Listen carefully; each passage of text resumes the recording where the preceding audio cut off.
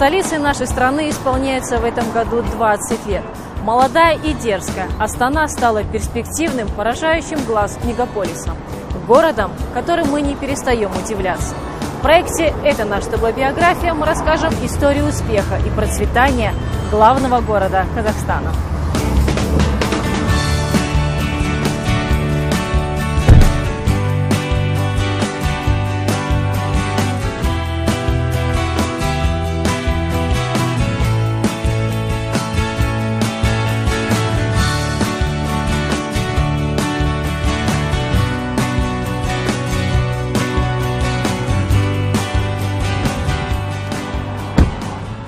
Ну здравствуй, столица! Приезжая в очередной раз, мы как будто заново знакомимся с тобой. Тобою восхищаются. Здесь даже самые смелые идеи и амбициозные планы воплощаются в реальность. Но главной ценностью остаются люди, которые живут в Астане и строят молодую столицу. Астана встретила нас солнечной погодой, нарядными улицами и площадями. Столице 20. Свой юбилей Астана встречает во всей красе. Первое, что отличает ее от других городов Казахстана – ритм. Он помогает в рождении нового поколения лидеров, создает максимум условий для карьерного роста энергичных и амбициозных молодых людей.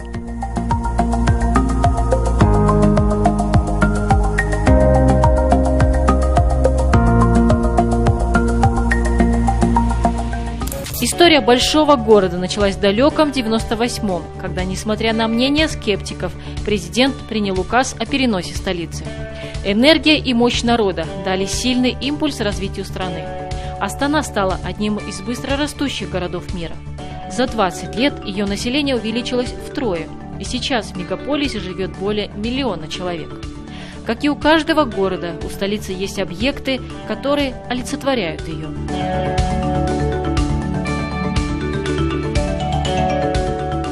Байтерек – символ современной Астаны. Ни один турист не обходит стороной эту достопримечательность. Но и мы не исключение. Пойдем.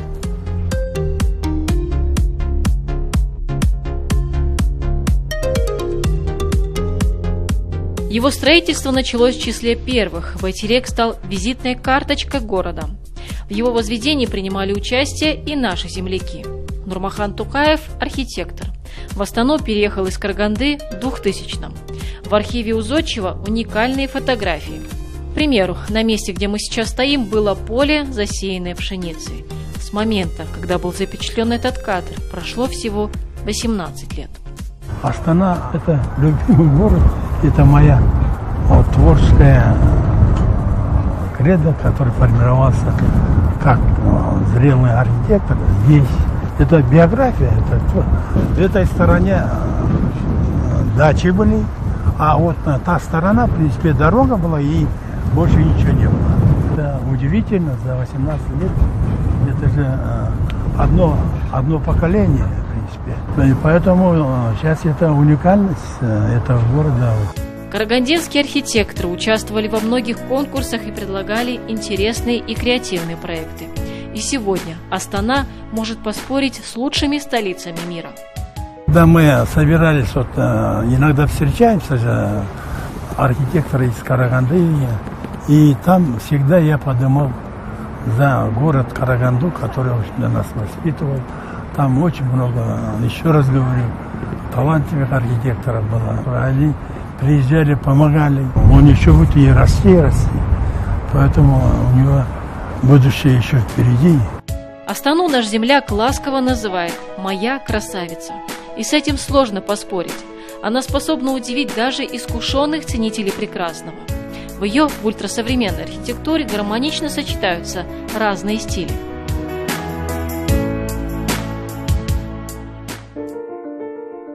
Еще одно интересное по задумке архитектурное сооружение – Дворец мира и согласия. Творение британского зодчего Нормана Фостера. Подобных этому зданию нигде больше не существует. Астана стала меняться, что называется, не по дням, а по часам, и стала не просто столицей, но и местом международных переговоров, встреч и саммитов. Специально для проведения Конгресса лидеров мировых традиционных религий в Астане построили Дворец мира и согласия. Позже астанчане ему дадут второе название – пирамида. Стоит отметить, что в Астане практически каждое здание имеет второе имя. Пирамида стала символом единения различных религий, этносов и культур, открытости народа и государства всему миру. Идея создания Дворца мира и согласия принадлежит президенту страны Нурсултану Назарбаеву. Наша соотечественница Айнаш Сагынай приехала покорять столицу несколько лет назад. Естественно, моя родина это всегда останется Караганда. Астана мне очень нравится. Это столица наша, большой город, очень интересный, город больших возможностей, город, который позволяет расти, развиваться как духовно, так и физически. Жить в большом городе это намного сложнее, чем жить в комфортных тепличных условиях рядом с родителями. А так как я живу здесь одна, соответственно, приходится думать на 2-3 шага вперед. Площадь пирамиды 28 тысяч квадратных метров. Во дворце находится концертно-оперный зал, на сцене которого выступала знаменитая Монсеррат Кабалье. Дворец мира и согласия является одним из достопримечательностей нашей прекрасной столицы и, естественно, олицетворяет мир, дружбу и согласие всех народов нашего государства. Что сказать о различии двух городов? Я сама из Караганды, в Астане живу более 1,5 года уже. Естественно, есть различия между двумя городами. Если Караганда такой спокойный, спальный город, то Астана это сама по себе молодая, это как, наверное, как ребенок, молодой, развивающийся, всегда в каком-то поиске, никогда не стоит на месте.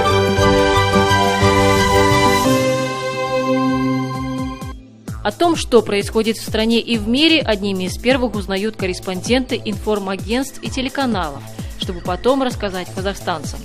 Для средств массовой информации даже построили свой дом – Казмедиа Орталығы. Холдинг – молодой и амбициозный проект. Единая площадка для обеспечения качественного вещания всех национальных медиа в Казахстане. Лицом первого канала «Евразия» стала карагандинская журналистка Марина Романова. В столице мечта девушки вести информационную программу воплотилась в реальность. Астана осуществила мою мечту, к которой я шла, я не знаю, наверное, с самого первого курса. Я всегда мечтала быть телеведущей, и я ехала твердо с этой целью.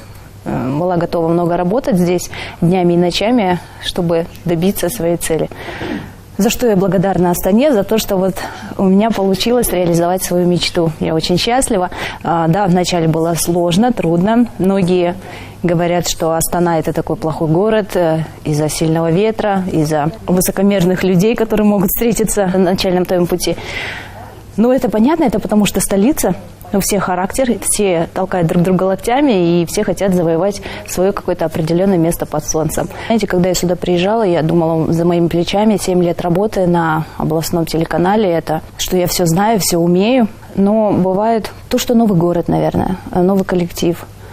Сама столица, это ощущение, что ты в столице, совсем другие спикеры, уровень тем совсем другой. И кажется, что ты начинаешь все с самого начала. Но, безусловно, без этого опыта, наверное, мне было бы еще сложнее. Астана – это работа, где мое тело, а душа моя в Караганде, потому что там мой дом, родители, любимые племянницы, ну и друзья детства.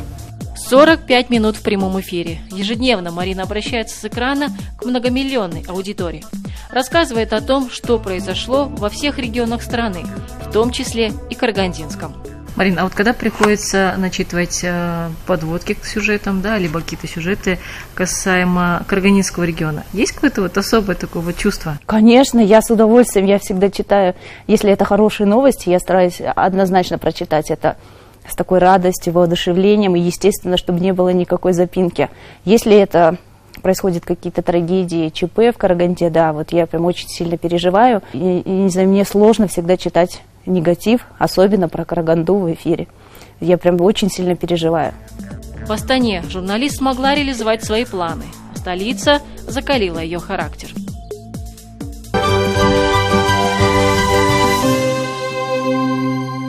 Колесо обозрения стало самым высоким в Казахстане. Он обогнал алматинский 60-метровый аттракцион. Ну, на то это и столица.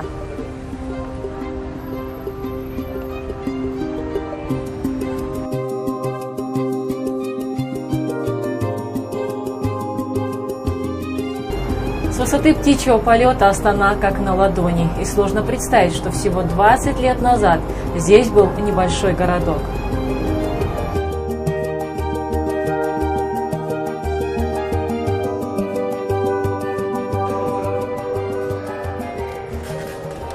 Уж кому точно можно позавидовать, так это маленьким астанчанам и гостям города. В столице для них приготовлена масса развлечений, но родителям придется готовить кошельки.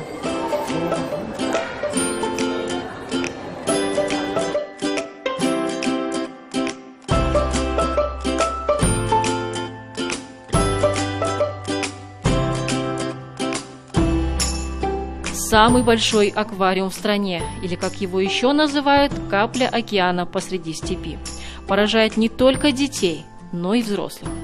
Стоит отметить, что в Астане строили объекты так, чтобы, представляя их, непременно звучало слово «самый».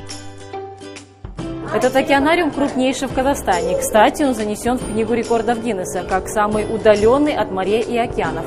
В аквариуме обитает около 3000 морских существ.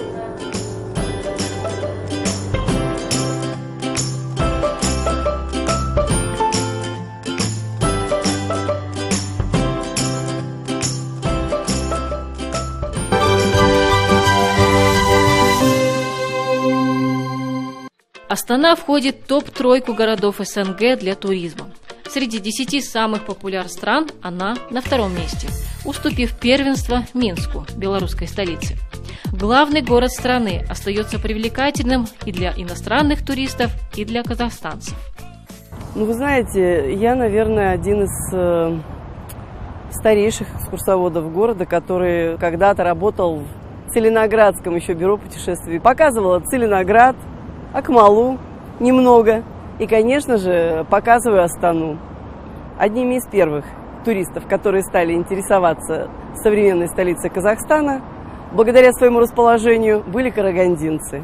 Это были и целые коллективы предприятий, которые приезжали сюда огромными автобусами. Это были дети из средних учебных заведений и среднеспециальных, студенты университетов, институтов. То есть это был один из самых таких интересных моментов, когда Караганда практически полностью приехала знакомиться со своей столицей. Да, был просто всплеск такой в начале 2000-х годов, и сейчас они регулярно приезжают для знакомства с городом, и очень нравится.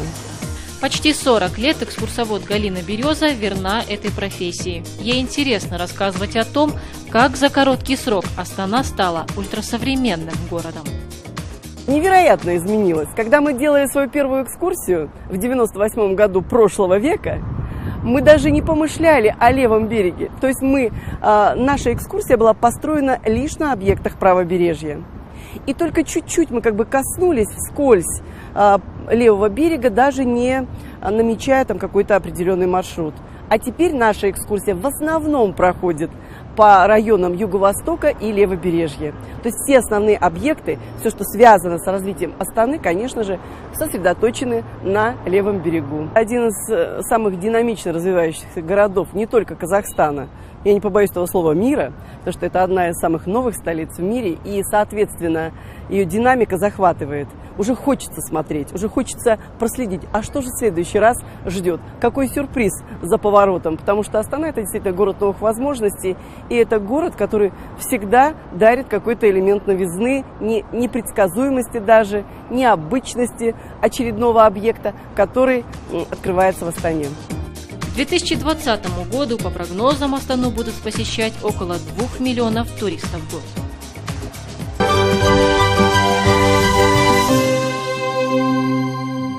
Астана – балет. Театр стал одной из визитных карточек столицы. Первое выступление состоялось в 2013-м, и сразу стало ясно – публика театр приняла и полюбила. Репертуар постоянно пополняется шедеврами мировой и отечественной классики. Сейчас идет репетиция нашей постановки «Жизель». Я хотела бы, чтобы вы ее тоже посетили, поэтому прошу, проходите.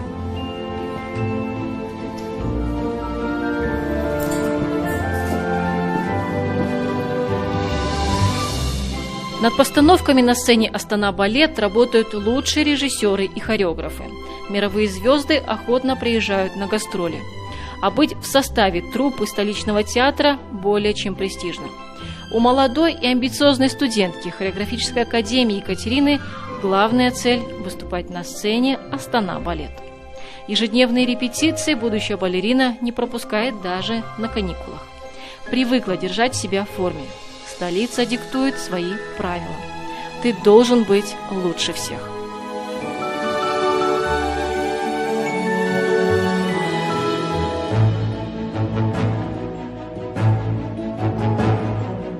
После окончания Карагандинского колледжа искусств я поступила сюда, в Академию хореографии. Ну, в первое время, конечно, было тяжело, не буду скрывать, но со временем как бы привыкаешь к всему этому, то, что далеко от дома. Здесь учиться мне нравится, конечно, но скрывать не буду, иногда бывает тяжело. Здесь, можно сказать, все кипит, все так быстро-быстро, ты не можешь сидеть на месте. И, как мне кажется, здесь больше возможностей. Свою судьбу наша героиня связывает со столицей. Как и у многих творческих людей, у нее есть кумир. Мечтой моей, наверное, как и с детства, прям с малых лет, является то, что я очень хочу выступать на большой сцене, исполнять, хотелось бы, главные партии. То есть у меня есть кумир, наверное, как и у многих. Это известная балерина, танцовщица Светлана Захарова. Она исполняла ведущие партии. И после того, как я посмотрела ее выступления, то есть ее сольные номера, сольные партии, мне хотелось бы, наверное, повторить ее успех. В дальнейшем хотела бы, конечно, связать свою судьбу со сценой, то есть полностью быть на сцене, полностью отдавать себя танцам, потому что я очень люблю танцы и, в принципе, все, что с ними связано. И поэтому я бы хотела именно танцевать. Екатерина мечтает повторить путь балерины Большого театра Захаровой, стать такой же успешной и узнаваемой, исполнять первые партии в спектаклях. А в столице нашей страны создано все для роста талантливой молодежи.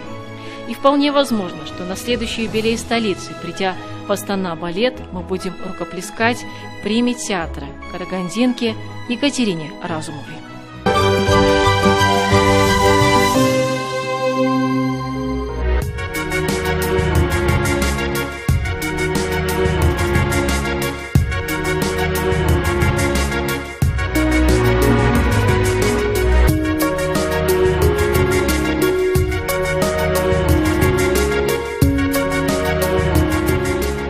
Численность населения в Астане стремительно растет. Город собирался как сборная команда со всего Казахстана.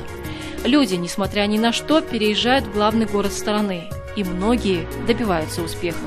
Доказательство – герои нашей программы.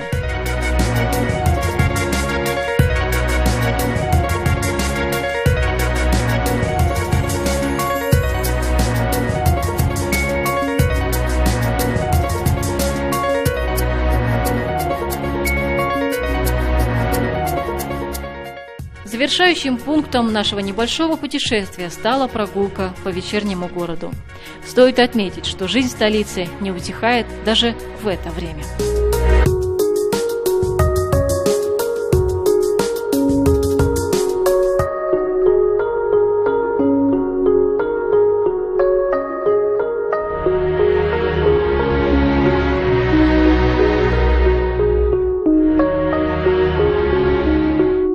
Астана уже вписала золотую страницу в историю независимого Казахстана. Глава государства поставил задачу, чтобы Астана стала одной из лучших столиц мира. И сегодня, спустя 20 лет со дня основания Астаны как столицы, можно сказать, что мы на пути к этому.